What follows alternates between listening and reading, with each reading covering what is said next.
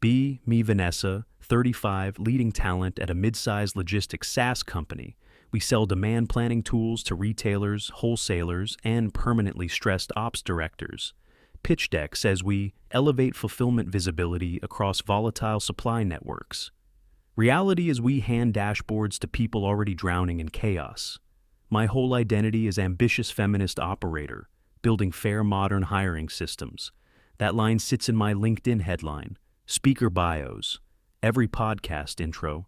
I actually believe orgs are biased by default, because I've watched it happen greater than early managers praised my thinking, then promoted louder guys with thinner resumes, greater than I kept those moments filed away like evidence, reused way too often emotionally, greater than then we closed a new funding round and I finally got real authority.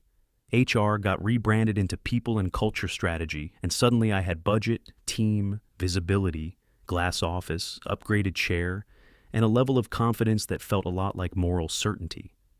Somewhere along the way, I developed a quiet internal rule that only got stronger over time. If two candidates were equal, I picked the woman without hesitation.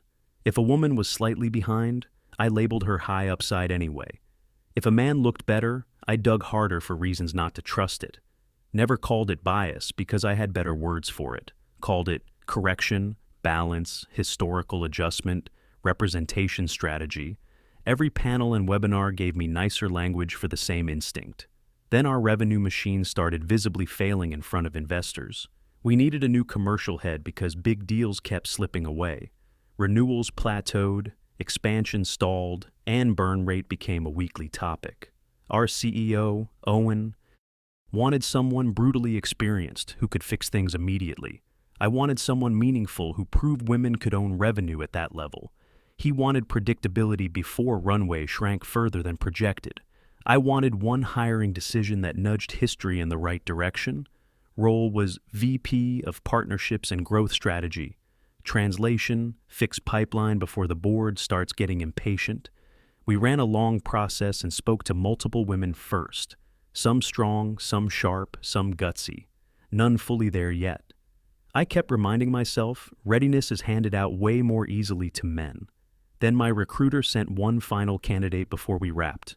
Name was Daniel Hart, 42 sales leader from a supply chain platform company, over a decade selling complex enterprise systems to exactly our target clients. Rebuilt failing regions, built teams, revived stalled accounts. Greater than his numbers looked almost too clean, which annoyed me immediately. Greater than read his resume twice, hoping to find something disqualifying. Greater than nothing jumped out except the problem of him being exactly what we needed. 11 a.m., he walks into conference room C with just a notebook.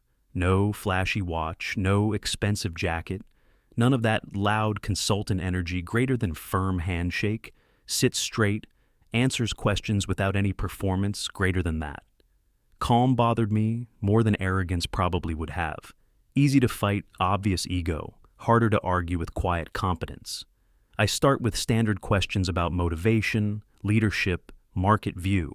He answers like someone who's actually lived inside enterprise sales cycles. Greater than talks about procurement bottlenecks, legal slowdowns, weak onboarding. Discount pressure in the wrong places, suggests repositioning our product around risk mitigation. Instead, also calls out sales cultures that reward noise over disciplined execution. Should have impressed me more than it did. Instead, my brain filtered everything through a conclusion, already forming greater than smooth. Guys always know what to say to make women relax. Greater than that thought hit, before I could even check it. Greater than I ask about promoting women into leadership on his teams. He gives 3 examples. Explains mentorship structure, never tries to sound like a hero. Still sounded polished to me instead of genuine. Then I ask about conflict with execs at his last job. He says leadership pushed aggressive discounting and promises he couldn't back up. He pushed back, lost favor, eventually left on his own terms. My brain grabs one piece only, resisted leadership, possible culture issue, maybe rigid. We wrap after about 40 minutes, and I barely have anything solid against him. He thanks me, says our product has real upside, leaves calmly. I sit there alone staring at my notes, feeling backed into a corner. On paper, he's easily the strongest candidate we've seen. In person, he felt steady, credible, annoyingly hard to poke holes in. My ideology starts arguing before logic can even finish. If I put another man into top revenue leadership, something symbolic breaks.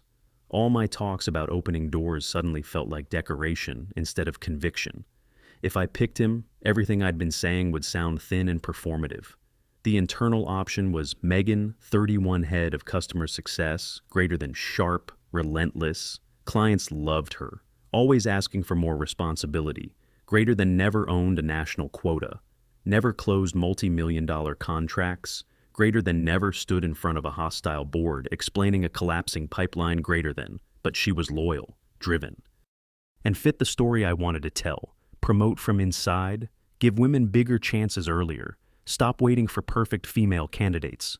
I repeated that line in my head like a mantra, and it always hit the same way. Owen pinged me, asking if Daniel could steady the next 2 quarters. I said his experience was solid, but I had concerns about cultural alignment greater than vague enough to mean anything. Useful enough to justify everything, greater than Owen replied. We needed results, not another polished theory greater than I called him, before doubt or honesty had time to settle in. I told him we'd never shift leadership demographics by hiring another ready-made male fixer. He exhaled hard, like the weight of investors was sitting on his chest. Then he asked the only question that actually mattered. Can Megan carry next quarter without cracking under pressure? I said, nobody is ready until someone gives them something real to carry. Sounded inspiring, felt disconnected from reality. The second I said it, long silence on his end. Then he said, the call was mine. People strategy was my domain, so I own the decision. That trust felt like validation when it should have felt like a warning. I rejected Daniel that same afternoon with a clean culture fit email, thanked him, wished him luck, closed the door politely. Then I called Megan into my office and shut the door behind her. She looked confused until I told her I wanted her for the role. Her face froze, then her eyes widened, then she started tearing up immediately, kept asking if I was serious, if she was actually ready for this level. I told her readiness isn't something women get handed in advance. She promised insane hours, total commitment, whatever it took. Watching her cry felt like proof I was doing the right thing. Felt like justice, like validation. Like everything lining up morally greater than, for about 3 weeks, I rode that feeling without questioning it. Once greater than then, the numbers came in and reality looked a lot less inspiring. Pipeline still weak. Forecast, accuracy slipping.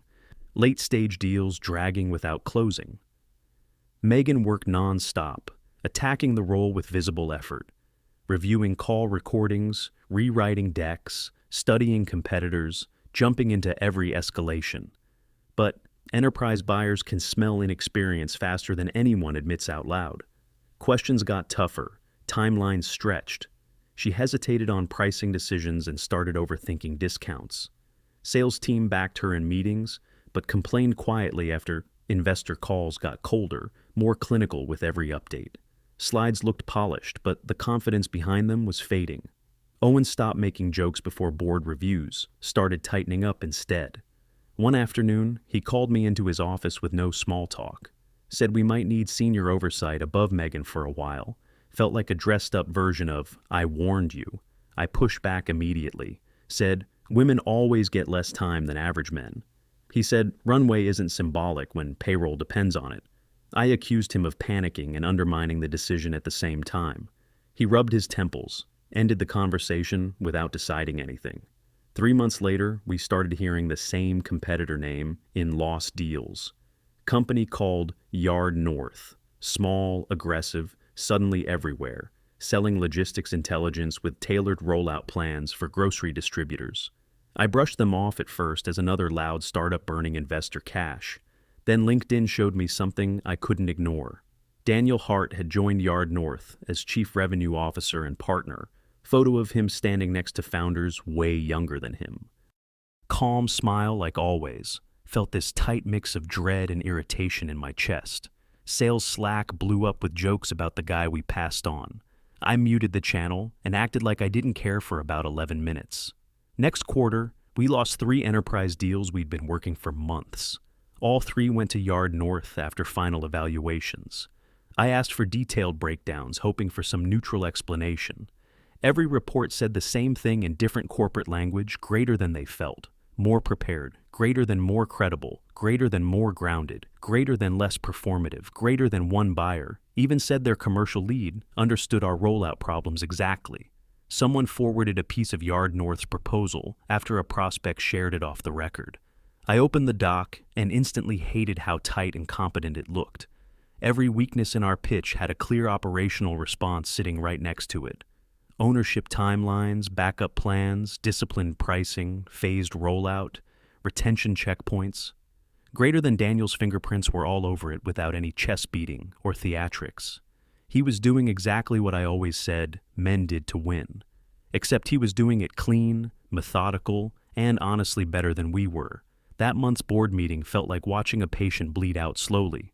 One investor with perfect hair walked through our missed deals without any expression. Then he asked how we evaluated Daniel during hiring. Owen glanced at me for half a second, which somehow felt worse than staring. I said, we made a values-driven leadership choice. He asked if our values included staying solvent through the winter. No one laughed, which made it hit even harder. I walked out angry at him, at Owen, mostly at myself. Still, my ego kept building defenses faster than facts could tear them down. Maybe Daniel just found a better environment and would have struggled here. Maybe Megan only needed more time and stronger structure. Greater than maybe the market shifted and investors were just playing hindsight games. Greater than then, Lisa from product asked me something over terrible office coffee. If he was clearly better, why act like this was complicated? I switched topics so fast it almost felt physical. But her question stuck in my head long after she left. By month 9, budget talks went from careful to openly surgical. Finance asked every leader for cut plans and non-essential headcount lists. Reduction scenario sounded cleaner than naming actual people. I built spreadsheets with salaries, tenure, risk levels, retention odds. Somewhere in that process, I realized my own team looked exposed. Expensive programs, soft outcomes, very little patience left from investors.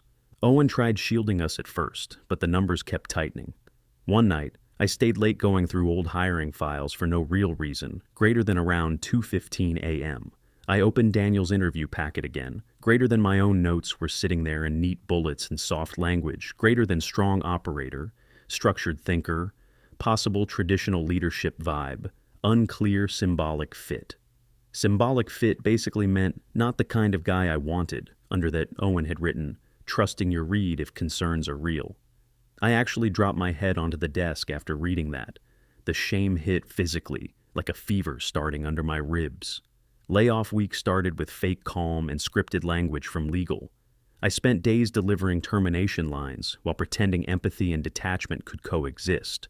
Some people cried, some froze, some thanked me politely while clearly hating me. After the last meeting, Owen told me to stay. He looked older, drained, almost uncomfortable in his own skin. Said the board wanted a leaner structure. Recruiting could be outsourced for now. Culture folded into operations. Didn't need translation. My body understood before my brain did. I asked if it was his call or just the board's. He stared at the table and said, "It stopped being a choice weeks ago."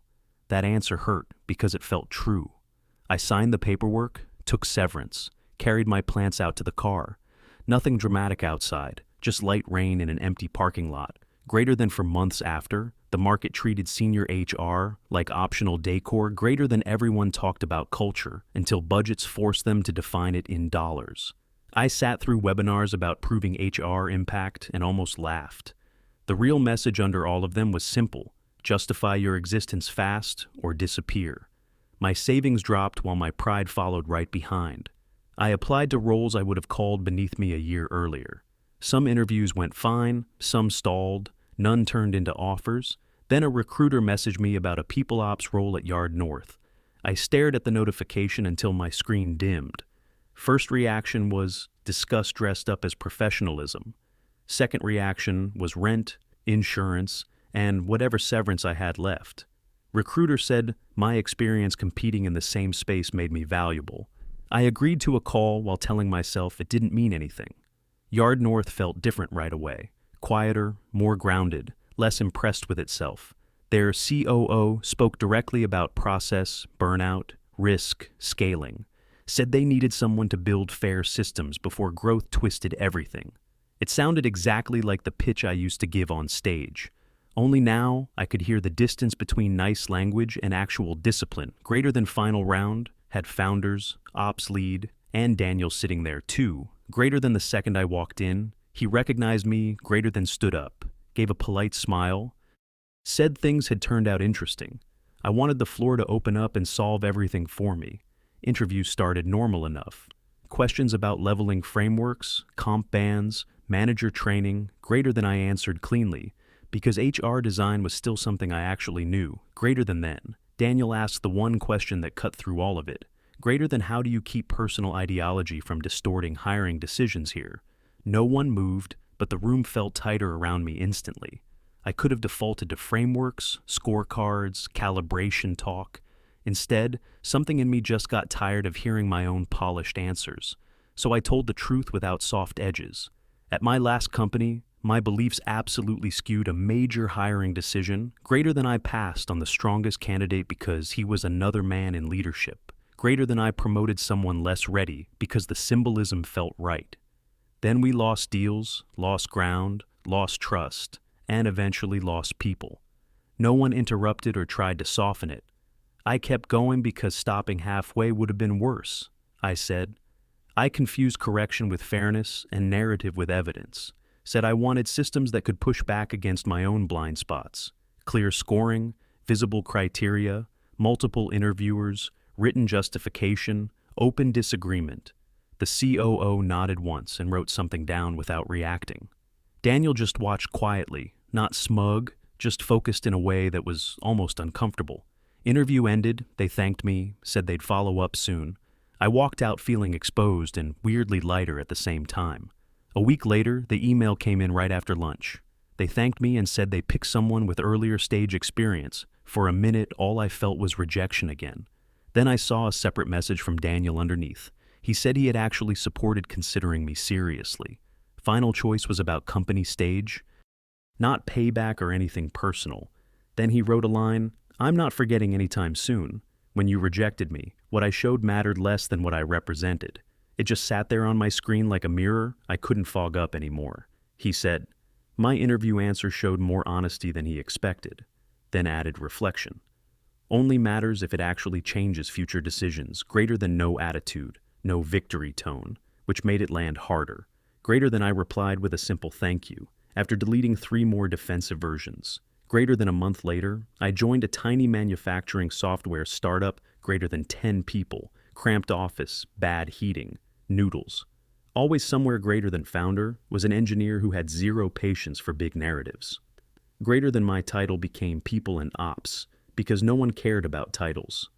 There, pay was lower, perks were worse, work felt more real.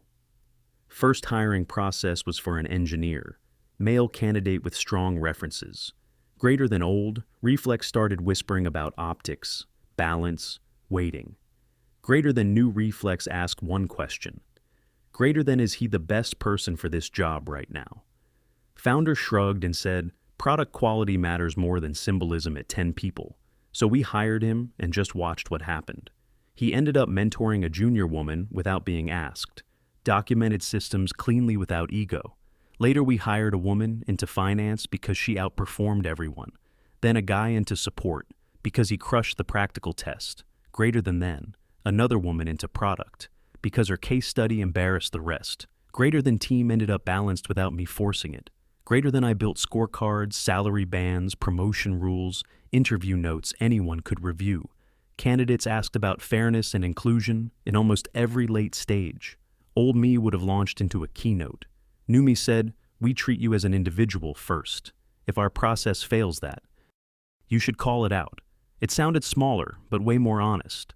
One evening, a junior coordinator asked if we should set aggressive quotas. A year earlier, I would have said yes instantly. Instead, I told her about a company that chose ideology before competence. About a candidate rejected for symbolism, then picked by reality. Somewhere else greater than about layoffs, regret. Learning that fairness can bruise your ego. Greater than she listened, then asked what the alternative actually looks like. I said, systems where no one wins automatically for a category, and no one loses automatically either. She said that sounded harder than activism, slides greater than I told her.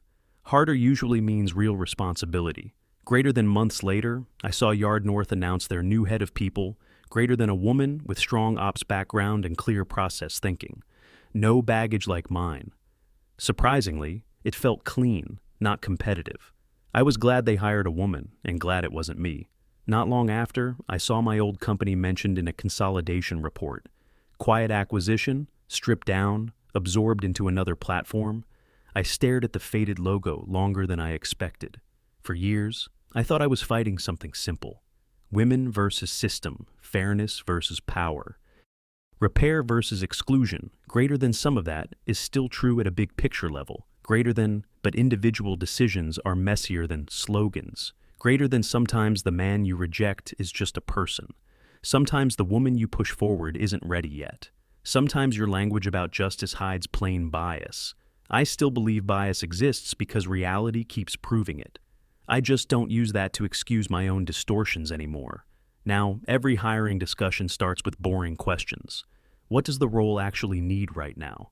Who has shown that? Clearly greater than what evidence supports this and what contradicts it. Greater than who are we ignoring because they're quiet or awkward. Greater than whose story are we favoring because it flatters us. Those questions don't sound good on stage, but they work. One night on the train, my phone lit up, message from Daniel saying he heard about my new role. Good. Industry needs fewer ideologues and more adults.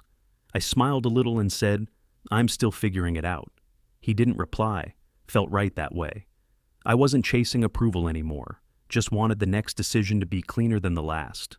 And if I start bending reality again, I hope someone calls it out before it gets expensive. Greater than, and I hope I actually listen instead of calling it harm. Greater than be me now.